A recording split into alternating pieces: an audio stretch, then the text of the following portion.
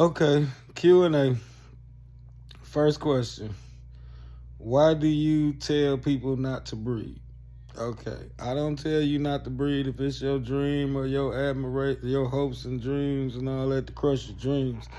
I tell people not to breed who thinking about breeding that don't even know nothing about dogs because it's so hard and it's a hands-on job. So it's not stuff people can teach you. It's some stuff people can't teach you that you're gonna need to know. And you're going to need to know it right then when you need to know it. Like, it's not going to be time for a crash. Well, you're going to get a crash course. Yeah, so I tell people not to breed because of that. It's hard. I mean, it's hard. This is not easy. If it was easy, everybody would be doing it. It's a lot of people doing it, but everybody ain't doing it. If you know what I mean, if that makes sense. So, no, I always tell people don't breed. When people buy puppies from me and they say, "Oh, I'm finna breed her," I tell them, "No, don't do it. I don't recommend it, but do what you want." It's a lot of work. A lot. More than you think, more than you imagine. It ain't just, I had some puppies, throw them with the mama. No. When you breeding any type of exotics, this ain't no pit bull you got that had puppies under the steps. When you're dealing with any type of exotic dog, big, small, micro, mini, nano, standard, any dog you're dealing with that's exotic, it's going to take more care than a regular dog. Okay. Second question. Oh, my God. Why are you not married? Because I'm not 6'3" and I don't make $1 million a year. Next question. Oh, how much does it cost to feed your puppies every week? Okay, so without including my big dogs, it's $200 a week to feed my puppies. That's raw food. That's puppy roll, the puppy mix roll. That's cans. That's chicken broth. That's milk replacer. That's pumpkin. That's Sure Grow. That's Pet Cal. And dime. So yeah, $200 a week. So roughly $800 to $1,000 a month.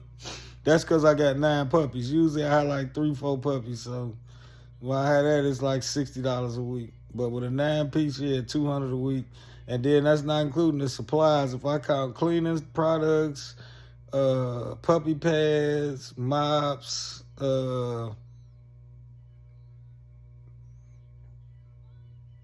yeah, probably about $350 a week if I count all that. $300, $350, because bleach and all that different stuff.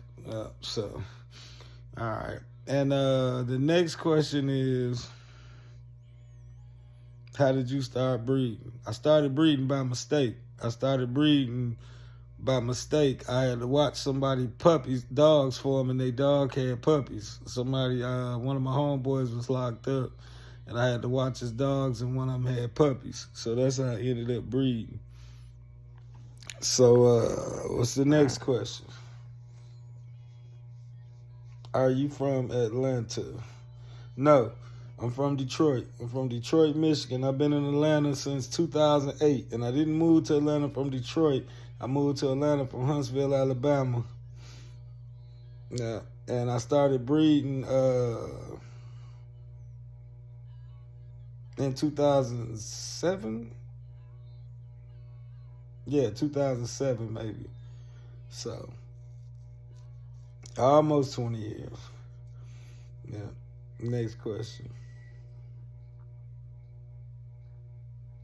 I can't answer how much money I make off a litter because every litter is different. Every puppy is judged different, from form to stature to cranium, they top skull, they head, they bloodline, how they turn, because you're going to have them long enough to see them turn into something, so how they turn, and size matters. So I don't know how much I make off each litter, like right off hand. I don't know until I start digging into the situation and looking at the puppies and seeing how they turning out and all that. Yeah, so every litter is different. You might have a puppy in one litter that's worth $5,000, and a puppy that come out and a puppy that's standing next to it might be worth $2,500 or $3,000. You know, I done had litters where I done sold puppies for $1,500. So every litter ain't just $50,000. You know. And then it's a clientele situation too. The people you talking to, the people that are buying your dogs, the people that are purchasing your puppies, are rehoming them. Who are they?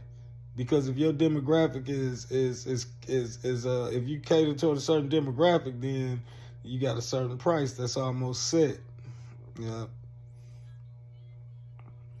Yeah. Right. When will you start selling your puppy gruel? Okay, what I'm gonna do is I'm gonna drop the recipe for my puppy gruel on my page, because people keep asking me about it, and I'm really not finna try to sell it. I'm just, I give up the recipe though.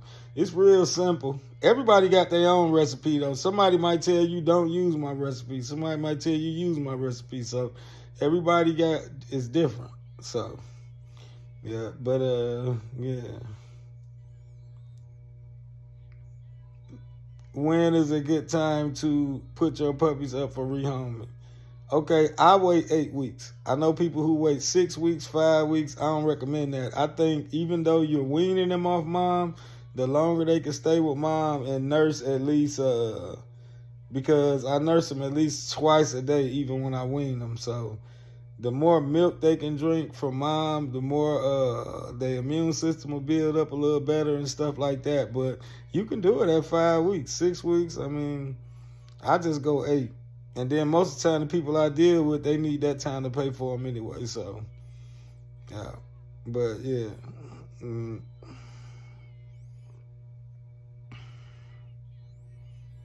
This is my first litter where I didn't have any cleft palates, too. I thought I'd put that out there because everybody who breed act like they perfect and everything happens perfect. So this is the first litter I had in 4 bully litters that is not, I didn't have a cleft palate. Yeah, it's been 4 litters since I haven't had a cleft palate. So I was glad about that. Yeah, and another thing, as far as with the, because somebody asked me about the feces, keep a shovel. You can turn the dirt over and bury it where it's at, or you can take the shovel and you can dispose of it or whatever if you want it in your can. I don't like the smell that it creates in my can if you wait a week to pick my trash up. So I turn my yard over and bury mine, And it also helped me grow grass. But yeah, like every 2 days I go out there and I just get all of it up, or either I rake it up and I bury it. Yeah, and that's how I keep my grass growing, and it's been working for me. I don't know what everybody else do. You can check with them. Like I say, everybody's system is different. So, yeah. But, yeah, that's it. So, no. Oh, yeah, and no, I don't like artificial turf. It's okay, but it gets real soggy if you don't lay it right. When you clean it, it gets soggy. And then even when you clean it, that thing that they put underneath it, when they dig up your grass or your yard or whatever, and they put the little plastic thing down there, that starts smelling like urine. So I don't really like the turf. Yeah. Plus, I don't leave my dogs outside that long. No way. 20 minutes, 10 minutes. Yeah.